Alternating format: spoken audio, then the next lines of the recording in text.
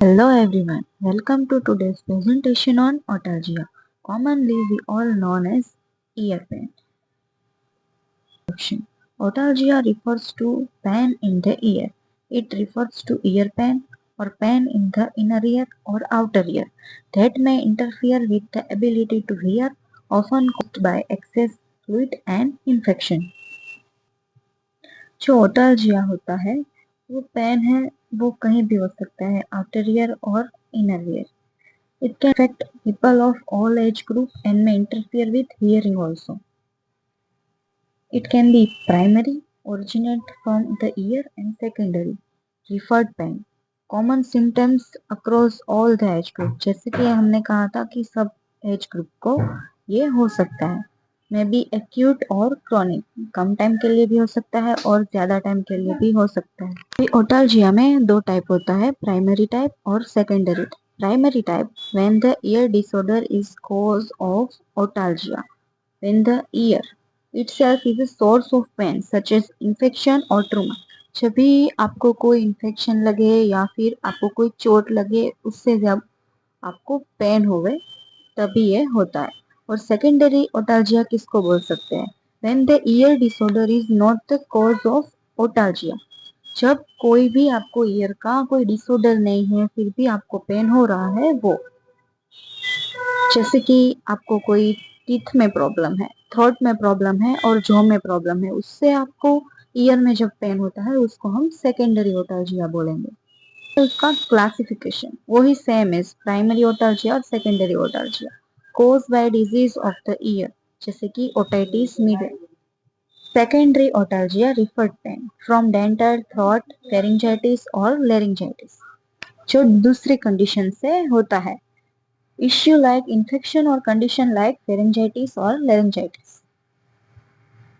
उसके बाद है उसकी इटियोलॉजी, उसके कारण कौन कौन से हैं जिससे ओटालजिया होता है.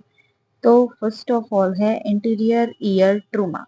कोई भी ट्रूमा हुआ है आपको, कोई भी कुछ चीज लगा है उससे. फिर है फोरेजियन बॉडी इन ईयर. कोई जो छोटे छोटे बच्चे होते हैं तो वो गलती से अपने कान में कुछ डाल देते हैं, उससे जो पेन होता है वो. फिर है obstruction in ear like wax buildup. जैसे कि जो वैक्स होता है आपको पता ही है, वो प्रोटेक्टिव मैकेनिज्म है हमारे ईयर की, जो कुछ भी अंदर जाने नहीं देता. तो जो धूल के कण है वो सब अंदर जाने नहीं देता.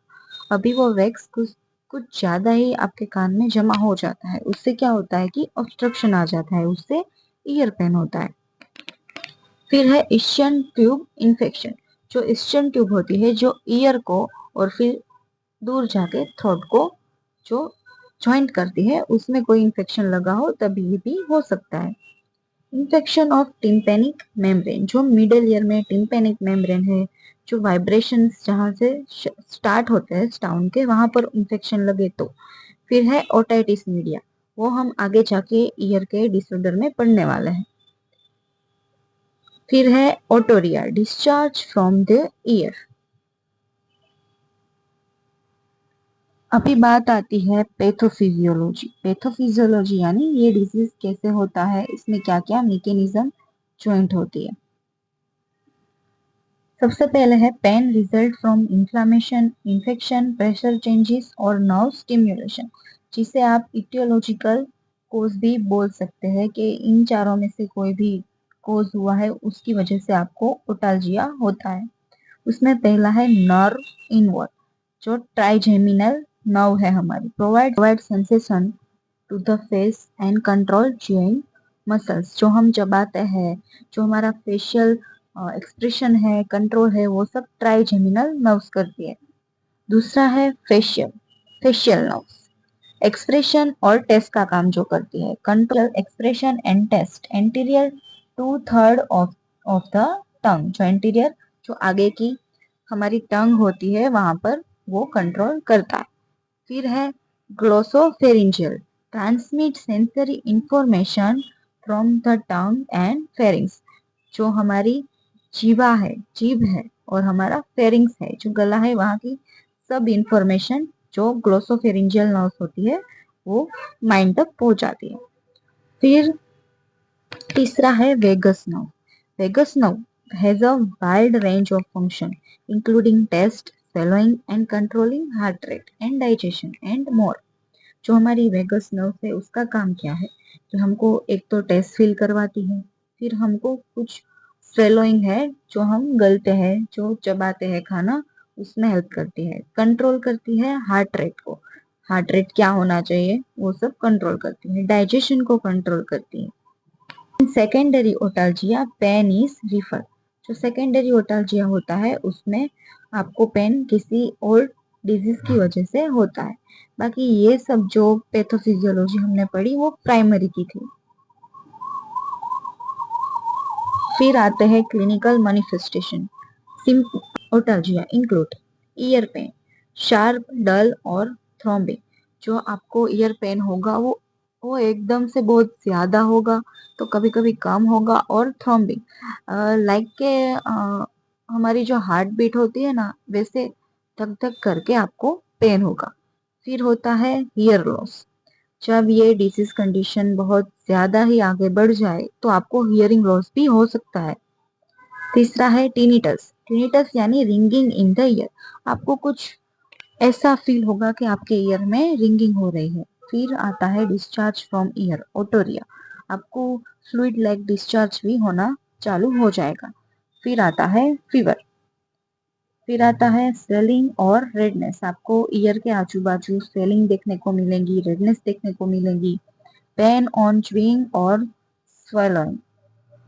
जब आप कुछ चबाओगे या कुछ गलोगे तब आपको पेन होगा, डिफिकल्टीज होगी, और बाद में टेंडरनेस भी हो सकती है। फिर आते हैं diagnostic measures, history and physical examination. History collect करनी बहुत जरूरी है, उससे आपको पता चल सकता है कि एक्चुअली में इसका रीजन क्या है, प्राइमरी है या सेकेंडरी है। फिर आता है ओटोस्कोपी। ओटोस्कोपी इसलिए ताकि हम विजुअलाइज कर सके ईयर को, यानी कि कोई ऑब्स्ट्रक्शन है या नहीं, वैक्स बिल्डअप हुआ है या नहीं, वो सब।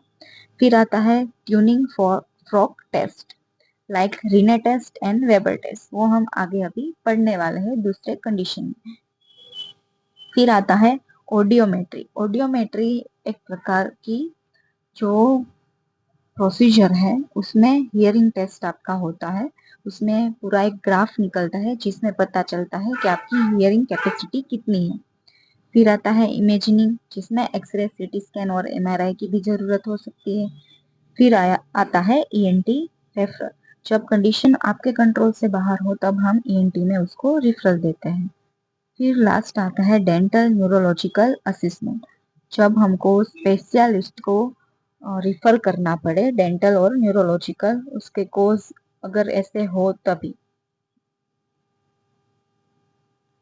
फिर आता है मेडिकल मैनेजमेंट। हम उसको ट्रीटमेंट कैसे कैसे दे सकते हैं, इन्वेस्टिगेशन कैसे कैसे कर सकते हैं उसके बाद। पहला है एनाल्जेसिक। एनाल्जेसिक आप उसको पेन के लिए दोगे, जैसे पैरासीटामोल है, ब्रूफिन है, वो सब। एंटीबायोटिक बैक्टीरियल इन्फेक्शन के लिए देंगे, जैसे कि एमिक्सिसिलिन है, सिफ्राफ्लॉक्सिन है। फिर तीसरा है ईयर ड्रॉप्स। ईयर ड्रॉप्स हमें एंटीबायोटिक और एंटी फंगल के लिए देना है। फिर आते हैं डीकंजेस्टेंस, जो स्प्रे लाइक मिलते हैं ओवर द काउंटर, वो आपको स्प्रेड करना होता है ईयर्स में। फिर आता है एंटी हिस्टामाइन।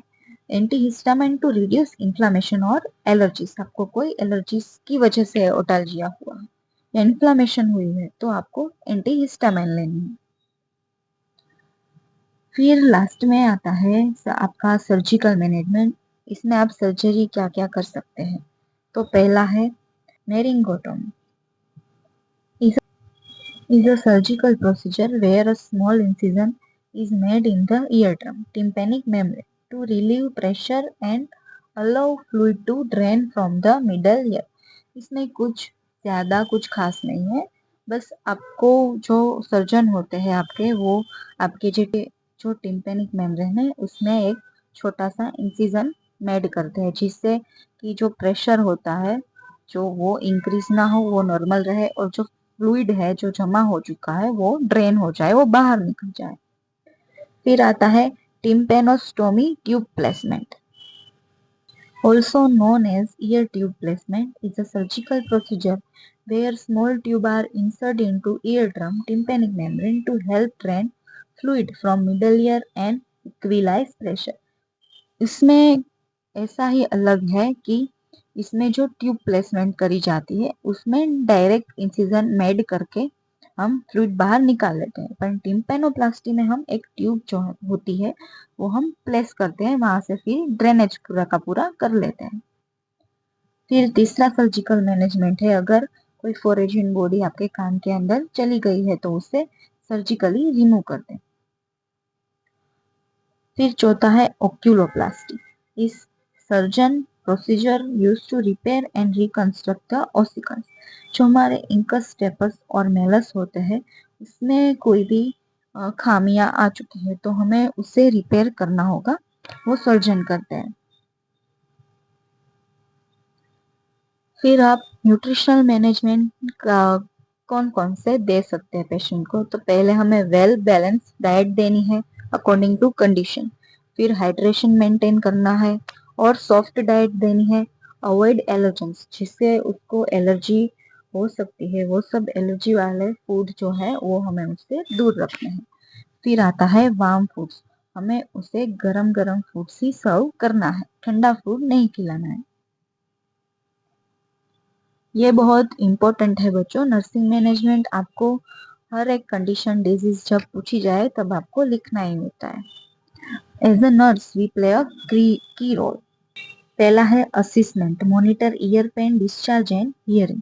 हम उसमें मॉनिटर करेंगे कि पेन कैसा है, वो पेन मेजर्स कैसे होता है हमारा, तो उसके लिए होता है ग्लास कोमा स्केल, वो आपको जानना चाहिए।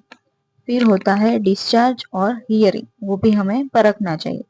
फिर इंटरवेंशन कौन कौन से हम दे सकते हैं, तो पहले give medication and apply warm compression, जो डॉक्टर ने सजेस्ट की है वो मेडिकेशन देंगे, फिर हम वार्म कंप्रेस अप्लाई करेंगे। फिर हम उसको एजुकेट ऑन ईयर हाइजीन, हम उसको एजुकेट करेंगे कि हाइजीन मेंटेन कैसे करनी है। जैसे inserting object into year, year में कोई भी चीज जो है वो डाल देनी नहीं चाहिए, अपने आप कोई भी काम ऐसा करना नहीं चाहिए, उससे आपके मिडल ईयर को बहुत नुकसान हो सकता है। फिर हमको कंप्लीट था फुल कोर्स ऑफ एंटीबायोटिक, जो हमें मेडिकेशन दी गई हो वो कंप्लीट करना चाहिए। फिर monitor for complication, as a nurse हमको पता होना चाहिए कि कौन से वर्स सिम्टम्स है जो हो सकते हैं पेशेंट को, वो हमें डायग्नोस करना भी आना चाहिए। हमारा माइंड एकदम शार्प होना चाहिए जिससे हम पेशेंट की हेल्प कर सके। फिर ओटालजिया में कॉम्प्लिकेशन कौन कौन सी आ सकती है, if left untreated otalgia can lead to hearing loss also. अभी हियरिंग लॉस हो सकता है अगर हम उसे बराबर ट्रीट ना करें, या हमको अभी से आगे से पता ना चले कि इसको ओटालजिया है, ऐसी सीरियस कंडीशन है। फिर टिम्पेनिक मेम्ब्रेन परफोरेशन भी हो सकता है। जो टिम्पेनिक मेम्ब्रेन है हमारा, जो मिडल ईयर में आता है, उसमें क्या हो जाता है कि फ्लूइड कलेक्ट होने लगता है, उसमें परफोरेशन हो जाता है। फिर हो सकता है mastoiditis, infection of the bone behind the ear. जो ईयर है हमारा उसके साइड बोन्स आता है, वो एयर फिल्ड बोन होता है जिसमें इन्फेक्शन लग सकता है। अगर उसमें इन्फेक्शन लगेगा तो आपको ईयर का भी इन्फेक्शन लगेगा। फिर आता है इंट्राक्रेनियल इन्फेक्शन, जैसे कि मेनिंजाइटिस। जो हमारे माइंड का मेनिंजस लेयर है उसमें भी आप तक इन्फेक्शन, जो बैक्टीरियल अगर वायरल लगता है तो वो भी वहां तक पहुंच सकता है, तो उसका हमें खास ख्याल रखना है। फिर आपको हो सकता है क्रॉनिक ओटाइटिस मीडिया, जो हम आगे पढ़ने वाले हैं ओटाइटिस मीडिया। तो इस subscribe our channel for more videos. Thanks for watching.